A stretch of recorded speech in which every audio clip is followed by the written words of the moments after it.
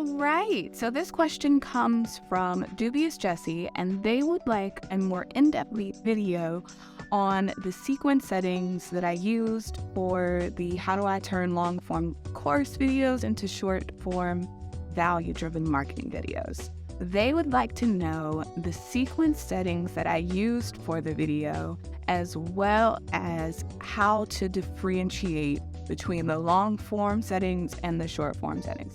So this is what I am going to do. I'm going to actually start a new project so that I can go over just that. Alrighty, so we're gonna go new project, and I've already labeled this in a folder. I love that you can open things in a new tab now on Macs. It makes me so happy. So for the blog, and we're gonna go bring this over here. We're gonna rename, and we're gonna copy that. Okay. And there we go. And we're gonna make sure that that's in the right folder, because file management is important. There we go. All right, so now everything's in the right place. So we're gonna go ahead, and this is just our regular sequence setting. So in order to pull some things in, I'm already under the impression that this is what we need it to be in terms of 1920 by 1080. And so I know I probably did that quick. So what I did was, so I clicked on this, right? I clicked on the video, and then I right-clicked so that I could get info. And then from there, I checked the dimensions to make sure that it was 1920 by 1080. And so because I know that this is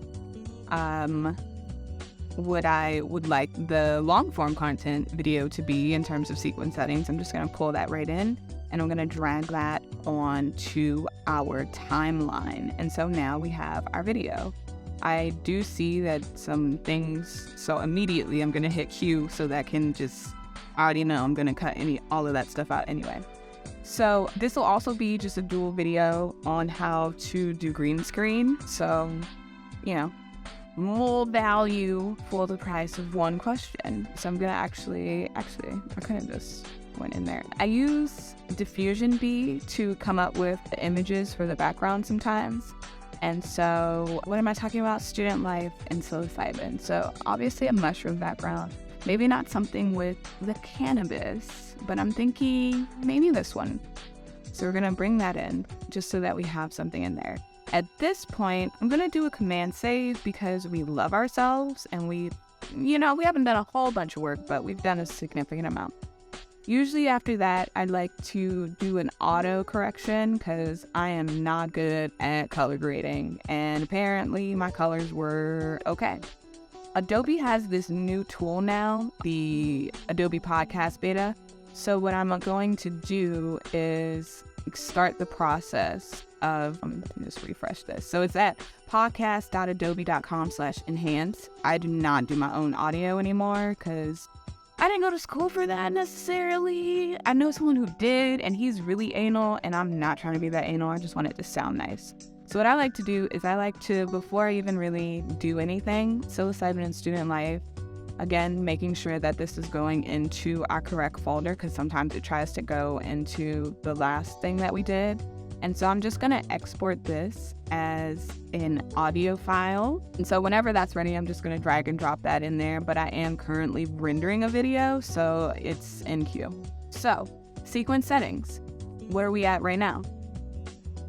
So we are looking at the time base. This honestly came in from the camera. I usually will do like 29.7, but I won't change it just because I did drag it in and I don't want to mess anything up. We have the pixel aspect ratio as square pixels. What else is important? This is just default check. I don't normally touch anything in here. So the main two things that I touch in here when I'm doing long form content videos is I will come in here and I'll either, change it to whatever, or if it's just a drag and drop, I'll leave it in there because that seems to be okay. And then honestly, the main distinction lies between short form content and long form content. You would come in here. I don't know that I changed anything. So if we go here onto the actual sequence, and then wait, oh no, whatever I did now. All right, this is the video, this is the sequence. So we're clicking on the sequence, and we're going to right click on the sequence. And then, here we go. We're going to duplicate our sequence right here. And so on the duplicated sequence, once we open it up, it'll say copy. And so with that one selected, the main difference between long form and short form content is simply coming here, going 1080, coming here and writing 1920. And then we go OK. Changes to preview file, require all to be deleted. This can't be undone. That's fine because we're on a new project. And then from there, we now have the two different videos. And so depending on your preferences and effect controls, like I don't know how far I am in this video. Yeah. So I would then, from this point, I would come in and I would change the background on this to make sure that for social, it's, you know, because if I zoom this in, if we go here, oops, I didn't mean to hit the time thing. Yes, I do want to delete that. But if we come here, like, I'm like really up close in your face if we do it that way, which I don't always like. I like to kind of be kind of back here. So with that, I will just put I'll go in like Canva or Adobe Express or something. And I'll make a 19 by 16 background with like my branding and everything on it. And then I'll drag that in here so that this can not have these black squares because it's for social and we want it to look nice. But that really takes care of the question portion where it talks about the difference between long form and short form content, the sequence settings. I think I've sufficiently answered that question. But if you want to keep watching and learn how I do green screen, I'm going to just go ahead and close that out. I'm going to put my sequence settings back the way I want them, which is this one. Honestly, I won't be making this into short form content right away, so we can even get rid of this. Yeah, just to get rid of it. And then do a command save because we did some things. I don't know what's saved or what's not. All right, so from this point, we are going to search for our Ultra key, and we're just going to drag it and drop it onto the video portion.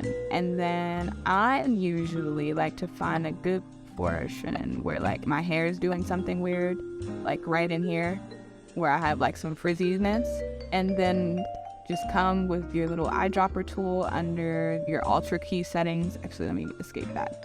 So to make your life easy, I'm used to it by now, but to make your life easy, you can like minimize these things. Like you can toggle up the audio so that you're just looking at what you want. At this point, it doesn't bother me anymore. So we are under in effect controls, Ultra key. We're grabbing our eyedropper so that we can pick. It really depends. So I'm told if you go dark green, it helps, but sometimes if I would pick somewhere in the lighter green, if that's what's mostly showing, for right now, we're just going to pick this. Okay. And so from there, we have activated our Ultra key pretty much. And so actually, let me scoop this up. You'll see why in a second, why I do that. But for right now, we're going to go to our Ultra key settings. We're going to switch to our alpha channel so that we can let's get the color out of it so that it's not confusing us. And then from there, we're going to toggle down our matte generation and our matte cleanup. Spill suppression and color correction I only really bring in if like I really messed up and I'm trying to fix everything. So let's see what we can do. One of the first things I always like to do is I like to take out the highlights. I like to bump up the shadow, or bump down the shadows. And then from there, once I see that this is like pretty much black, we do have some white in here. And so that white is what is gonna have us showing that we have a green screen, and we don't want that. So in pedestal, usually, yeah, that'll normally take that right out.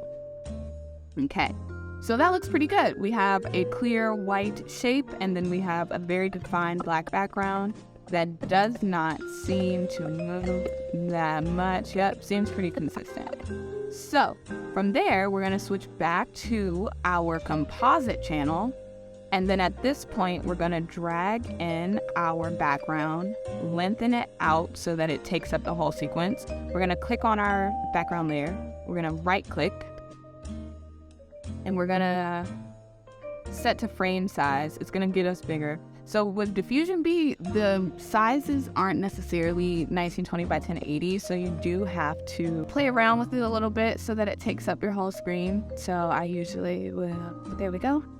And I think I was liking, undo. I think I was liking the way it was at the top a little bit more. Yeah, because it shows more of the mushroom caps up here. So from there, we just do a little check to make sure that no green screen is coming through. Oh, what was that? I think I saw like a little bit of, and I had wondered about that. I think, yep, right in here. See how my hair is kind of disappearing and kind of showing through? So we're gonna go into our alpha channel again. We're just gonna play around with the transparency a little bit. Okay, and that will knock some of the other settings out.